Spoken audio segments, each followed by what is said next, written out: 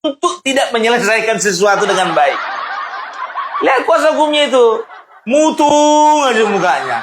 Dulu itu bukan perdamaian, tapi deklarasi pengkhianatan yang itu tidak mengurangi ya semangat perjuangan, justru makin mengentalkan perjuangan bahwa memang ada masalah besar terhadap ijazah tersebut, sehingga saudara Joko Widodo begitu sibuk untuk mengupayakan perdamaian itu, walaupun pada akhirnya dia juga ditipu oleh Egy Sujana. Boleh dikatakan Kozinudin adalah provokator.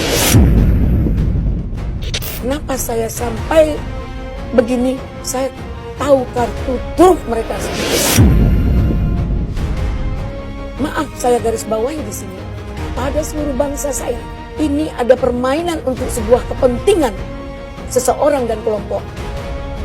Jika perkara ini naik, saya siap menjadi kesaksian untuk bahwa ada kepentingan dari seseorang dan kelompok untuk menjatuhkan Jokowi.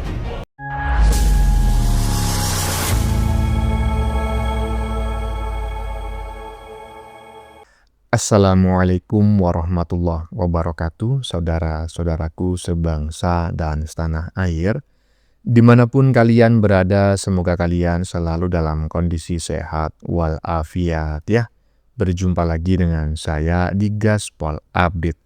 Kami bukanlah buzzer pihak manapun, kami hanya menyajikan keputusan ada di tangan Anda. Teman-teman, ini ada video yang menurut saya cukup menarik ya, yakni tentang apa ini ya, sabar ya, tentang pengacara Mbah Egy ya, yang bernama Ely Danetti ya, Ibu Ely Danetti lebih tepatnya. Ya, kemungkinan besar karena tidak tahan ya, terus-menerus diserang oleh panci CS ya, termasuk oleh si pengacara sok pintar dengan rekor 100% kalah, siapa lagi kalau bukan si Tompel. Akhirnya Ely Danetti mengancam akan membongkar skenario busuk di balik isu ijazah palsu dan juga akan membongkar dalang di balik isu ijazah palsu Jokowi selama ini.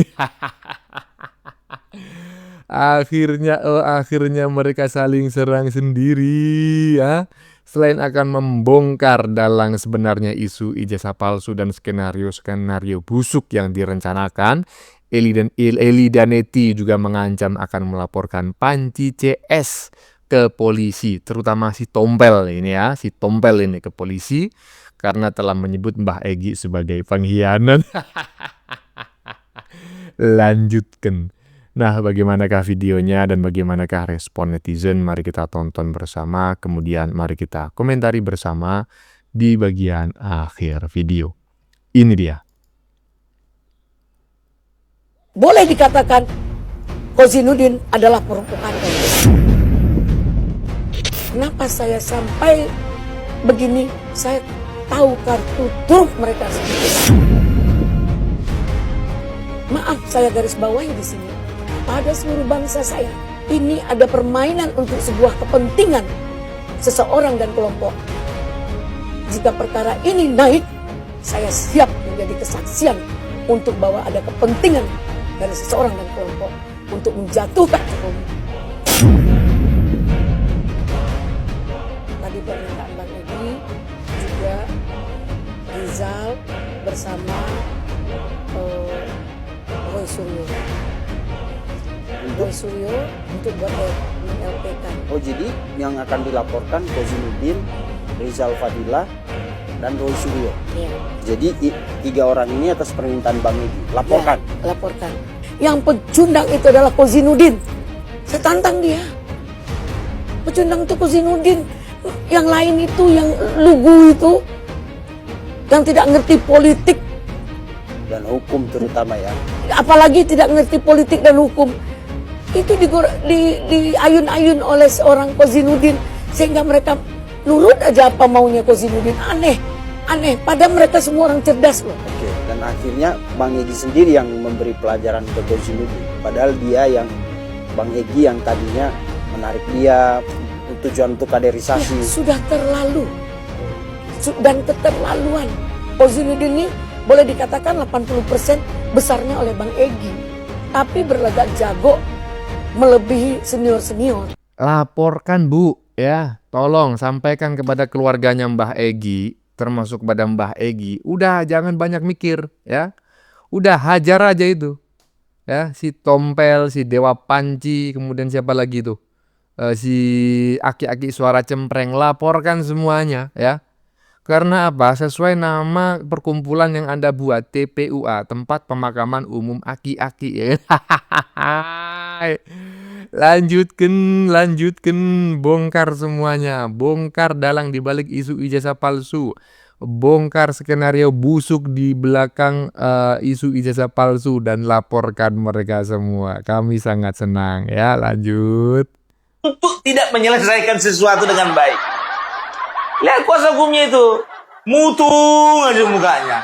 Dulu itu bukan perdamaian, tapi deklarasi pengkhianatan yang itu tidak mengurangi ya semangat perjuangan, justru makin mengentalkan perjuangan bahwa memang ada masalah besar terhadap ijazah tersebut, sehingga saudara Joko Widodo begitu sibuk untuk mengupayakan perdamaian itu, walaupun pada akhirnya dia juga ditipu oleh Egy Sujana karena tidak ada statement perdamaian, minta maaf, memaafkan dan seterusnya. Dan inilah yang terjadi, kubu Jokowi sebagian juga marah kepada Egy Sujana karena setelah pergi dengan perdamaian itu dia menyatakan tidak pernah minta maaf, soal ijazah juga tidak pernah diakui oleh Egy Sujana apakah ijazah tersebut menjadi sah, dan apalagi Egy Sujana bukanlah orang yang melihat barang itu begitu. Dan ketika gelar perkara khusus ditunjukkan barang itu tidak mengkonfirmasi barang itu asli, tapi hanya mengkonfirmasi bahwa bukti itu ada dan telah disita oleh penyidik. Seterusnya bahwa hari ini persoalan selanjutnya adalah apakah ya 6 orang sisanya akan tetap teguh karena dia membawa misi rakyat, misi publik yang ingin melihat persoalan ini menjadi hitam dan putih. Sebentar dulu, pasti kau bawa rambutan lagi.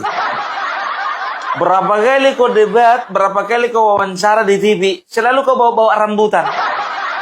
2 rambutan, yang 6 lagi masih firm. Ini aku cuma nebak aja ini ya. Kayaknya rambutan lagi keluar ini. Bukan ditutup dengan narasi perdamaian dan menghilangkan apa yang sebenarnya menjadi perdebatan publik. Lagi pula, perdamaian ini tidak pernah membuat sehelai rambut pun merubah keyakinan dari yang palsu menjadi asli. Karena apa? Memang perdamaian itu tidak membahas masalah asli dan palsu. Tidak ada substansi pengakuan asli atau palsu. Tidak ada perdamaian yang mengatakan itu asli dan palsu. Menurut Anda, bisa saja secara formal Jokowi menang, tapi secara substansi di hati rakyat apa? Kalau kita bicara politik dan hukum, secara politik dan hukum justru hari ini kemenangan bagi rakyat bahwa keyakinan akan ijazah itu bermasalah makin mengumpal. Kenapa? Jokowi begitu kuat untuk menarik 2 orang keluar dari barisan. Oh, nggak ada lagi rambutannya. Nggak ada lagi rambutannya. Aku dapat 5 video, 5 videonya itu dia bawa rambutan. Ini video yang kanan, takutnya dia bawa rambutan juga. Ini ibaratkan serangkaian rambutan. 2 rambutan itu lepas oleh karena mungkin ada penyakit atau apa. Tapi firm yang 6 rambutan lagi ini gak ada masalah. Aduh, mengupayakan perdamaian. Bapak Joko Widodo mengupayakan perdamaian, mimpi kau. Ada aja, nggak jelas kok. Jadi mau kliennya, mau kuasa hukumnya, ya banyak kali mengeluarkan statement-statement yang nggak bisa dipertanggungjawabkan, gitu loh, ya.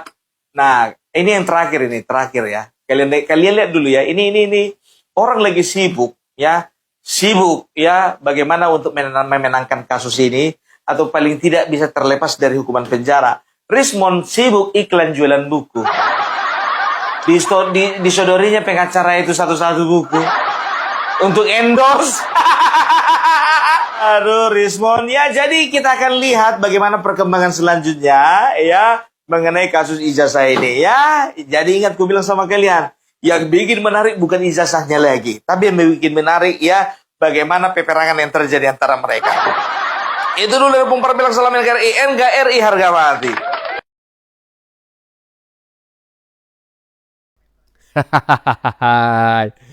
Yang menarik bukan isu ijazahnya lagi, yaitu sudah lewat ya. Isu ijazah palsu Pak Jokowi sudah selesai, sudah lewat. Yang menarik adalah cakar-cakaran atau peperangan, perang saudara yang terjadi di internal para pembenci Pak Jokowi.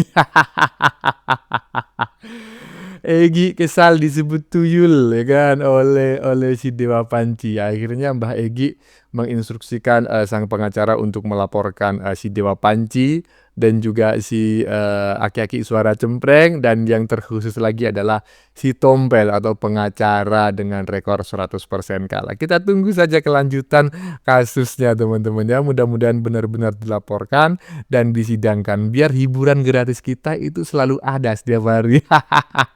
Lanjut. Pertanyaannya begini, Anda selalu menyalahkan SP3 keberatan terhadap SP3 terkait dengan keadilan restoratif justice. Pertanyaan saya, berani nggak Anda mengajukan pra-peradilan terhadap SP3 yang telah diterima oleh Polda Metro Jaya? Silakan Bang Gerson. Sesuai aturan ini, jika sudah ditetapkan oleh hakim, tidak boleh pra-peradilan. Ada aturannya. Kalau Bang Kozi seperti apa Bang? Jadi kan Interupsi. begini ya, Ini belum ditetapkan oleh pengadilan. Interupsi. Berani nggak menguji SP3 itu ke Interupsi. pengadilan? Oke, coba Karena kita kalau dengarkan. memang itu bilang salah, uji dong, gugat. Gitu. Baik. Penetapan kepada hakim selaku pengawas dalam pelaksanaan restoratif justice. Ini kan nggak ditabrak-tabrak, Ya, langsung interupsi. saja. Nah, ini Oke, lagi-lagi interupsi. karena SOP-nya Interupsi. SOP Solo, bukan Kuhap. Solo yang mengendalikan.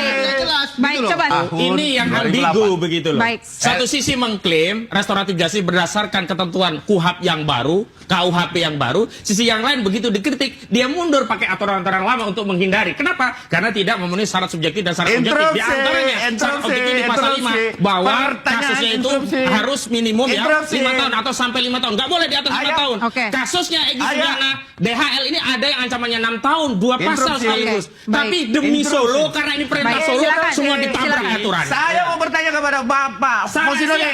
Pertanyaannya adalah, apakah tidak bisa menggunakan Perkapolri? Pertanyaannya Baik, sederhana. silakan dijawab Bang Apakah Kozi. dalam konteks ini yang digunakan Perkapolri ataukah KUHAP? Itu kan yang menjadi persoalan. Bukan. Hari ini Saya praktiknya tolong yang digunakan dijawab dengan saja, KUHAP, Om Teti. tetapi tidak Bang menggunakan Kozi menjawab KUHAP aja. yang benar, Ustaz begitu. menjawab aja. Ini Ustaz kan menjawab aja. mengembalikan Oke. fakta Boleh saja. nggak menggunakan Perkapolri itu? Yang aja? jelas boleh menggunakan Nah, SOP boleh. Solo. Dijawab. Karena Solo itulah yang Baik. saat ini sedang Dijawab. dijalankan. Baik, saya kembalikan lagi. Joko Widodo nggak terjadi ini barang. Oke. Nggak ada. Baik, Bang Kozi, berarti Anda menganggap bahwa ada kesalahan. Intervensi Solo. Ada intervensi Dan semua balik aturan ini. dilabrak demi Solo. Fitnah Baik. dan fitnah terus. Baik, Bang Pitra, Apa terkait ini perjuangan? terkait dengan Ini intervensi adalah bagian ini dari sendiri. membongkar apa yang menjadi rencana dari Solo. Bukanlah perjuangan. Baik. Perjuangan termasuk mengungkap kebobrokan tadi. Ini bukanlah Dan ini perjuangan adalah bagian dari cara kami menjelaskan bahwa institusi kepolisian ada di bawah kendali Solo, di bawah kendali Joko Widodo. Baik. Beginilah model seorang pengacara dengan rekor 100% kalah. Yang ngomong beginilah, begitulah, ya kan, SP3-nya beginilah, begitulah, tapi disuruh menempuh pra-peradilan banyak alasan. Ya begitulah mereka, ya kan. Itulah kenapa sebabnya mereka selalu kalah ya dalam membela klien, dan saya yakin juga sebentar lagi klien-klien yang mereka bela ini akan mendekam di balik jeruji besi. Aduh, Bung Pitra hajar terus, lanjut. Jadi kesimpulan kami sampai hari ini kami tegaskan bahwa sudah tidak ada lagi sisa kenegarawanan dari Saudara Joko Widodo, maka kami simpulkan tidak akan lagi mengemis-ngemis kepada Saudara Joko Widodo untuk menunjukkan ijazahnya. Ya, jadi sebetulnya ya dari pernyataan si Tompel barusan, ya si Tompel ini sebetulnya juga berharap ya terjadi restoratif justice gitu ya, perdamaian di antara Jokowi dan klien-kliennya yang dia bela itu ya, yang menuduh ijazah Jokowi palsu ya.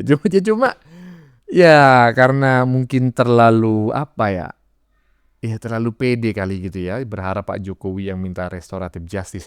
Ya nggak mungkin lah orang Pak Jokowi yang melaporkan dan kalian jadi tersangka, kok bisa-bisanya Jokowi yang mencabut laporannya. Itulah ciri-ciri orang dengan EQ di bawah rata-rata. Jadi pengacara pula, kasihan orang yang dibela. Lanjut. Selama bertahun-tahun akhirnya terbongkar juga siapa orang besar di balik kasus ijazah Pak Jokowi. Bukan Pak SB, bukan Ibu Megawati, melainkan Pak Egy yang sudah berdamai dengan Pak Jokowi.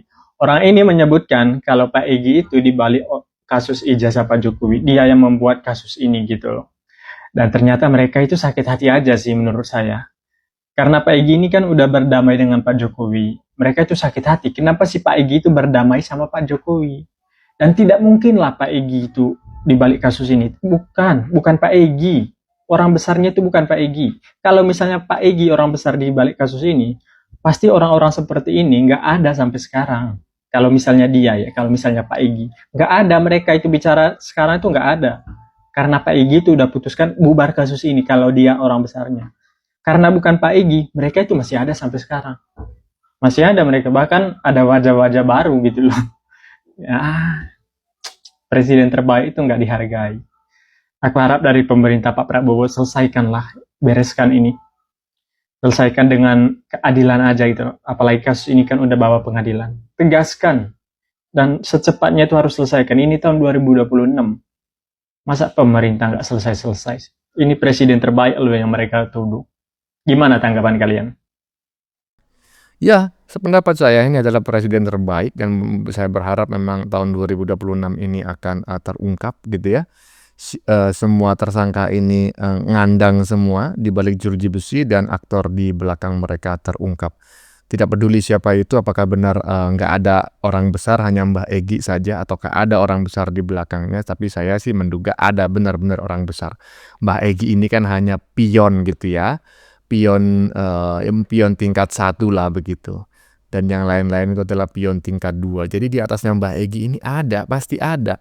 Karena Mbah Egy ini dengan kubunya si Dewa Panji ini menurut saya beda kubu gitu loh. Jadi bosnya Mbah Egy itu nggak sama dengan bosnya si Dewa Panji. Nah menurut saya seperti itu. Bagaimana menurut teman-teman? Silakan tulis pendapat Anda di kolom komentar, baik Anda yang setuju maupun yang tidak setuju dengan isi konten ini. Sebelumnya saya memohon maaf jika dalam penyajian konten ini ada kata-kata yang menyinggung, kurang tepat penggunaannya, atau ada data yang dianggap keliru atau salah. Saya memohon maaf yang sebesar-besarnya. Kita jumpa lagi di lain video. Salam NKRI.